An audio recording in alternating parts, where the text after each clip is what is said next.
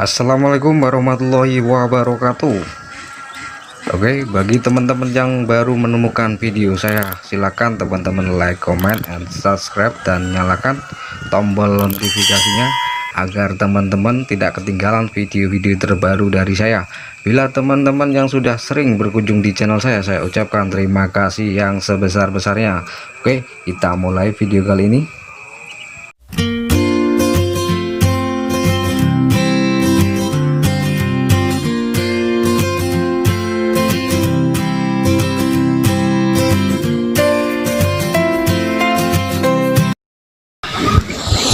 Nah teman-teman, berikut pertanyaan dari teman-teman semua yang banyak yang mempertanyakan untuk beternak entok ini ya, khususnya untuk pembesaran.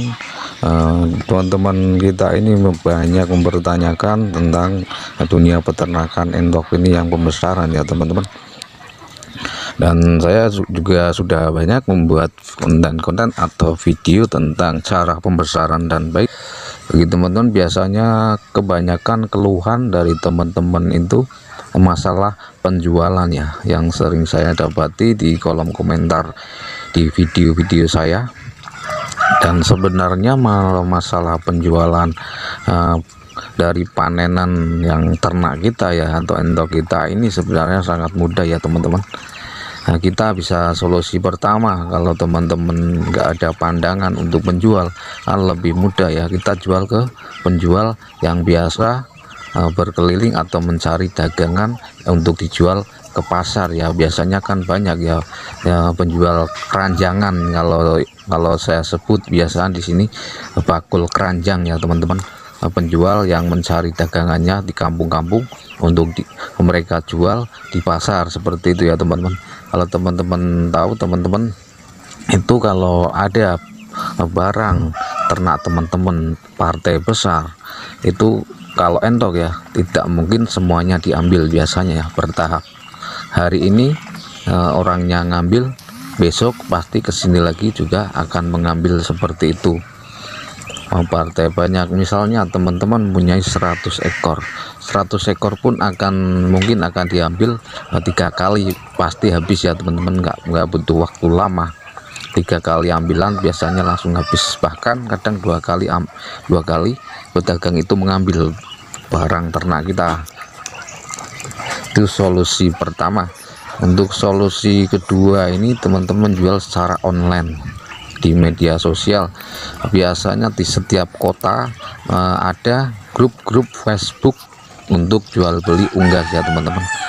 Teman-teman bisa masuk di grup-grup tersebut dan teman-teman bisa menawarkan dagangan teman-teman dengan harga yang lebih tinggi dibanding kita menjual ke bakul pembeli keranjang ya, atau bakul keranjang kalau saya sebut ya. Itu kalau di media sosial, di media online itu lebih tinggi harganya, tergantung bagaimana teman-teman merawat teman-teman biar pertumbuhannya bagus, bobotnya memenuhi kebutuhan, ataupun bodinya atau bulunya mulus semua bagus lah. Kalau kita menjual di online itu kita membutuhkan perawatan yang cukup ekstra, karena kita akan bersaing dengan penjual-penjual online lainnya, dan kita harus menonjolkan kualitas barang kita tentunya teman-teman, agar barang kita banyak peminat, dan pastinya teman-teman tidak akan susah menjualnya, pasti pembeli akan datang dengan sendirinya. Itu lama-lama teman-teman akan terkenal dan akan banyak pembeli-pembeli yang datang, juga banyak pembeli yang ngubungin teman-teman untuk membeli barang yang teman-teman punya, seperti itu. Dan yang ketiga adalah kita memasuki atau menyetok kebutuhan untuk rumah makan yang menyediakan olahan berbahan entok ya teman-teman, masakan berbahan entok. Kita bisa memasukkan ke rumah makan tentunya juga itu akan lebih mahal juga ya teman-teman. Biasanya mungkin ada yang per ekor, juga ada yang per kilo. Biasanya mereka membutuhkan sudah potong ya teman-teman, ataupun karkas itu entok yang sudah dibersihkan, sudah dipotong, bersihkan, tapi nggak dibagi-bagi ya, tetap utuh, keadaan utuh wujud entok cuman sudah disembelih ya teman-teman. Jadi teman-teman bisa masukkan ke situ dengan harga yang juga yang lebih tinggi. Seperti itu tahap-tahap untuk cara penjualannya. Sebenarnya kalau untuk penjualan endok ini sebenarnya sangat mudah ya teman-teman. Kita tidak perlu repot, yang lebih repot itu kita merawatnya, bukan masalah penjualannya. Kalau masalah penjualan yang sering teman-teman keluhkan itu sebenarnya sangat simpel dan mudah sekali menurut saya. Yang susah itu perawatannya, dari kecil sampai kita mau panen itu yang lebih sulit ya teman-teman. Jadi teman-teman fokuskan ke ternak teman-teman, untuk teman-teman rawat biar sesuai nanti pas saat kita panen. Masalah penjualan itu pikir belakangan, sangat mudah dan sangat gampang, yaitu yang tadi sudah saya sebutkan satu persatu itu sebagai contoh cara penjualan endok kita ya teman-teman. Jadi kesimpulannya fokus saja ke ternak kita dan cara perawatan agar benar-benar ternak kita itu sesuai untuk kita nanti kita pasarkan. Jadi lama-kelamaan teman-teman kalau sudah banyak yang mengetahui ataupun tenggulak ataupun bakul keranjangan, pastinya akan sering-sering datang ke kandang teman-teman untuk menanyakan ada barang yang perlu dijual tidak, seperti itu ya. Kalau teman-teman mau benar-benar niat usaha dengan fokus ya, itu kalau bisa partainya sedikit dibanyakan, seperti itu ya teman-teman. Karena kalau kita beternak lebih banyak, pastinya keuntungannya akan lebih banyak. Kesimpulannya seperti itu. Kalau kita mau ternak skala kecil terlebih dahulu, kita dituntut harus sabar ya, karena untuk berkembang dengan nanti besar itu perlu proses, karena kita punya modal yang sangat sedikit. Itu pun bisa akan menjadi besar, tapi kita harus melewati tahap-tahap agar kita menjadi sukses. Tapi dengan kita dengan telaten, itu tidak bisa ternak menghasilkan 1-2 minggu, 1 bulan itu belum ada hasilnya, belum menghasilkan. Kalau modal kecil ya teman-teman, itu akan menjadi besar dengan tambahnya waktu ya teman-teman. Jadi kalau ada yang menyimpulkan pakan endok itu sangat mahal, pengeluarannya banyak, itu kalau kita tidak menghitung. Kita beli pakan habis, menurut kita itu boros dan cepat habis, beli habis seperti itu ya. Tapi kalau kita benar-benar menghitung pengeluaran kita berapa, nanti akan kita jual berapa, akan dapat uang berapa, dan itu seumpama kita potong untuk pakan sama biaya herbal atau pengobatan seperti itu, kita potong keuntungannya kita berapa, seperti itu ya. Kalau kita hanya beli nggak menghitung, itu perasaan kita kemungkinan itu sudah pengeluaran biaya banyak, tapi sebenarnya kalau kita hitung itu pastinya ada untungnya. Karena dari dulu sampai sekarang ternak endok itu nggak ada hentinya, masih ada terus sampai sekarang. Kalau tidak menghasilkan atau tidak menguntungkan, pastinya tidak ada yang ternak endok. Karena yang mengambil keputusan kalau ternak endok itu tidak menguntungkan, karena mereka itu hanya mencoba sebentar, skala kecil, mencoba pikir mereka yang belum tahu pakannya banyak, ternyata mereka jual habis, sudah berhenti, nggak mengikuti ternak endok lagi. Jadi seperti itu. Kalau kita sudah melakukan selama beberapa tahun, kemungkinan kita sudah tahu bahwa seperti ini, prosesnya seperti ini, pasti ada untungnya. Seperti itu ya teman-teman. Karena kita sudah kita sudah dipengaruhi kadang omongan-omongan yang belum tentu mereka juga melakukan ataupun menternak endok sendiri ya teman-teman. Jadi mereka pun menyimpulkan tapi belum mereka lakukan.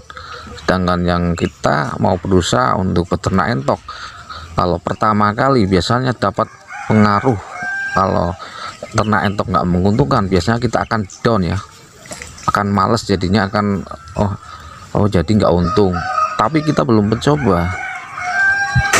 kalau kita mencoba dulu, kita rasakan prosesnya seperti apa dan mengikuti cara-cara yang benar dan solusi-solusi apa yang harus teman-teman ketahui, dan penjualannya, jenisnya, dan umur endok atau meri ini untuk dijual umur berapa dan harga-harganya berapa, umur segini berapa, teman-teman harus kuasai, harus tahu harga-harga tersebut. Kalau teman-teman sudah mengetahui harga-harga dari endok atau untuk yang kita ternak yang kita besarkan, dari umur-umurnya, harga-harganya, pastinya teman-teman tidak akan ditipu para pembeli yang untuk itu, yang bakul keranjangan itu ya. Biasanya mereka menawar ternak kita itu dengan harga semurah-murah mungkin ya teman-teman. Maka dari itu, kalau teman-teman belum paham, belum tahu, pastinya teman-teman akan memberikan dengan harga yang mereka tawarkan. Jadi kalau teman hitung nantinya akan kok murah, karena teman-teman belum tahu harga-harga endok tersebut. Kalau teman-teman sudah tahu harga-harga dan umur berapa yang untuk jual, harga berapa, umur berapa, itu teman-teman tidak akan ketipu, ataupun teman-teman bisa menjual harga dengan standar ya. Walaupun kita menjual di keranjang, kita tidak menjual dengan harga standar, mungkin di bawah standar, tapi di bawah standar pun itu tidak terlalu banyak. Jadi perlu saya sampaikan, ya teman-teman, utama fokus ke ternak dulu, jangan fokus ke untuk cara penjualan. Kalau teman-teman memikirkan cara penjualannya, pasti teman-teman akan pusing, akan bimbang ya untuk memulai bidang ternak tersebut, apapun, mau itu endok ataupun bebek, ayam. Kalau teman-teman memikirkan cara penjualannya, itu teman-teman tidak akan menjalankan ternak tersebut. Teman-teman hanya bisa berpikir tanpa teman-teman melakukan apa yang teman-teman inginkan, seperti itu ya. Kita harus mau usaha apapun, kita harus spekulasi ya, harus, kalau kita sebut kita mau apa namanya undian dapat ya, alhamdulillah. Nggak dapat ya mau gimana lagi, yang penting kita sudah berusaha, kita sudah menjalankan, jadi kita tahu, seperti itu ya teman-teman. Jadi teman-teman jangan menyimpulkan kalau teman-teman belum melakukan. Saya sendiri memang pernah gagal juga ya, nggak selalu berhasil. Pertama-tama saya juga mengalami kegagalan. Itu dari kegagalan tersebut itu saya mendapatkan ilmu dan pengalaman, karena saya melakukan dan menghadapi sendiri secara real dan nyata yang saya hadapi ya. Itu bukan karena kerugian saya, bukan karena pakan atau nggak bisa cara penjualannya, nggak seperti itu. Saya pakan biasa, bisa penjualan gampang, tapi kendalanya adalah tingkat kematian pas musim presi ya teman. Musim presi itu adalah musim dimana pergantian musim atau pergantian cuaca dari panas ke hujan, ataupun dari hujan ke panas. Biasanya kan perubahan iklim nggak hanya hewan ya, manusia pun kadang ada, kalau perubahan musim atau perubahan cuaca itu akan sakit juga, seperti itu. Nah, itu fungsinya kita harus fokus ke ternak. Gimana caranya biar ternak kita sehat ya? Kesimpulannya, kadang ada juga pemakaian vaksin, dan juga ada bahan-bahan seperti herbal ya. Sebulan sekali teman-teman memberikan ramuan herbal bisa. Biasanya saya sering melakukan herbal yang saya gunakan, karena menurut saya itu lebih alami ya teman-teman. Jadi seperti itu kesimpulannya, teman-teman harus mencoba dulu sebelum mengambil kesimpulan. Dan teman-teman sambil mau terjun ke bidang peternakan, teman-teman harus menguasai ataupun tanya-tanya sama teman-teman yang sudah terjun di bidang peternakan, yang akan teman-teman lakukan, seperti itu. Ataupun melihat video-video saya yang sebelum-sebelumnya, barangkali ada yang teman-teman bisa pakai, teman-teman silakan pakai yang kalau menurut teman-teman cocok dan pas ya. Itu seperti itu pesan saya. Semoga teman-teman tetap semangat dan bisa beternak lebih baik. Insya Allah endok ini akan menjadi peluang bisnis dan usaha yang sangat menjanjikan kalau teman-teman mau tekun menjalaninya. Seperti itu. Utama kita harus hobi dulu dalam beternak ya. Hobi itu kan suka apa yang akan kita kerjakan. Jadi selama kita hobi dan kita suka, pastinya kita tidak akan mengeluh ya, dan kita akan selalu semangat dan menyukai apa yang kita lakukan. Kita tidak mudah mengeluh kalau kita sudah hobi, seperti itu ya teman. Dan hobi itu pastinya nanti keuntungan akan mengikuti teman-teman sendiri. Tanpa teman-teman sadari, teman-teman akan mendapat keuntungan dari hobi teman-teman, seperti itu ya teman-teman. Kira-kira kurang lebihnya, kalau ada salah kata mohon dimaklumi, karena saya cuman hanya manusia yang kadang mempunyai salah, seperti itu ya teman-teman. Itu kemungkinan salah satu prinsip saya ataupun yang sudah saya lakukan.